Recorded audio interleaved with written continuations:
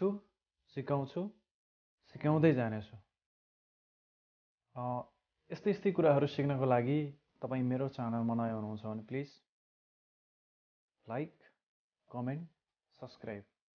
यदि हृदयदेखि नै चाहनुहुन्छ भने, जुन यो मनदेखि नै चाहनुहुन्छ भने मेरो च्यानललाई लाइक, कमेन्ट, सब्सक्राइब। यदि मनैदेखि मन पराउनु भएको छ भने सेयर पनि गरिदिनुहोस् है। म यस्तै यस्तै नयाँ नयाँ भिडियोहरू बताउँदै जानेछु र सिकाउँदै जानेछु। तपाईँ के सिक्न चाहनुहुन्छ कमेन्ट गर्नुहोस्। म त्यो कुराहरू जानेको कुराहरू सिक्छु। म जतिसम्म सक्छु, जतिसम्म जानेको छु, मैले जाने जति हजुरलाई सिकाउँछु र हजुरले जाने जति मलाई पनि कमेन्ट मार्फत सिकाउने प्रयास गर्नुहोला है त। सदा जस्तो टेक्निकल कुराहरू सिक्दै जाँदा केही न केही आफूले जानेको कुराहरू अरूलाई पनि सेयर गर्दा तपाईँलाई पनि फाइदा अनि जुन सिक्ने मान्छेहरू हुनुहुन्छ जुन उहाँले जान्नु भएको छैन उहाँहरूलाई पनि फाइदा है त। यस्तै यस्तै कुराहरू सिक्नको लागि चाहिँ मेरो च्यानललाई सम्झिनु होला र सब्सक्राइब पनि गरिदिनु होला है त। आज भने पोर्चुगलमा कार्ड आउनलाई अब 2023मा चाहिँ कार्ड आउनलाई बन्द हो कि होइन है।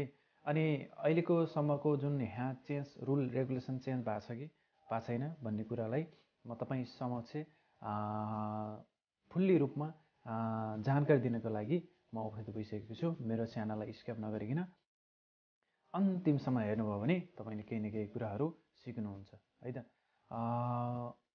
यो जुन पोर्चुगलमा रुल छ रेगुलेसन छ चेन्ज भइरहेको छ होइन। त्यो हुनाले चाहिँ के छ त आजको यो विषयवस्तुमा लागेर छोटो मिठो कुराकानी गरौँ।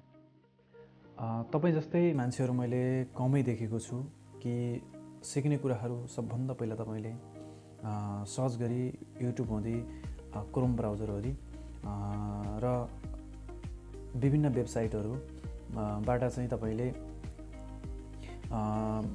सिक्नुपर्ने कुराहरू खोज्ने मान्छेहरू मैले कमै भेटेको छु। तपाईँ जस्तै तपाईँले मेरो भिडियो चाहिँ हेर्दै हुनुहुन्छ, यो भिडियोलाई सब्सक्राइब गर्नुभएको छैन भने सब्सक्राइब पनि गरिदिनु होला। साथीहरू, पोर्चुगलमा 2023मा चाहिँ रुल्स रेगुलेसन कुनै पनि परिवर्तन भएको छैन, अहिलेसम्म भएको छैन है। जुन संस्थाले चाहिँ यहाँको जुन संस्थाले चाहिँ तपाईँको फिङ्गर डेट निकाल्थ्यो, जुन फिङ्गर स्क्यान गर्थ्यो है, त्यो चाहिँ जुन पहिलेकै छ, यो हल्लामा नलाग्नु होला।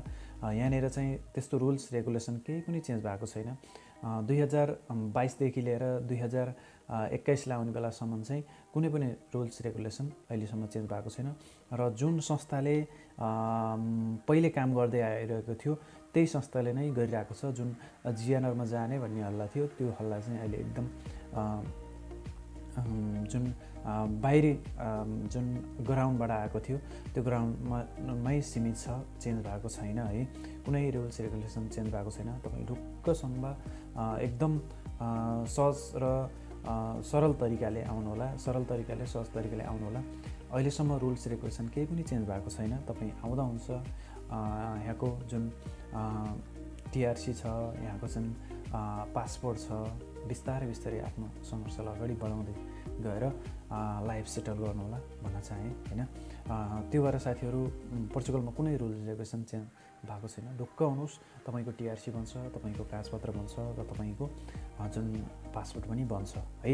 ढुक्क हुनुहोस्, रुल्स रेगुलेसन कुनै पनि चेन्ज भएको छैन है त।